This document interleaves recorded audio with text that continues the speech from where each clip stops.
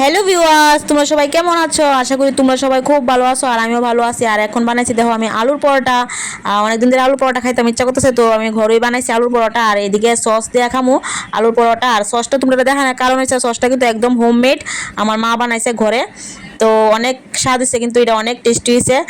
তোমরা যদি সসের রেসিপি চাও আমি তাইলে দিতাম পারি, কমেন্ট করো আমারে, তাইলে একদিন সসের রেসিপিটাও দিয়ে দেবো, তোমরা শেয়ার করুম তোমার কাছে। আর এটা খাইতে কিন্তু অনেক টেস্টি হয়েছে, আর এটা অনেক ঘন, কারণ ঘরে বানাইছে তো এলাকায় এটা বাজারের সসটির থেকে অনেক ঘন এটা। আর তোমার কাছে কেমন লাগছে নিশ্চয়ই কমেন্ট করে জানাইবা।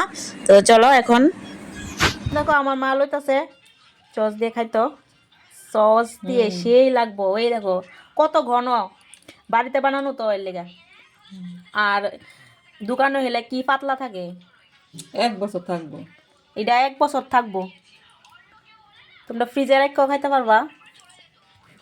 এমনি থাকবো 6 মাস। এমনি 6 মাস থাকবো। আর এদিকে আমার বোন খাইতেছে, এখন খামু।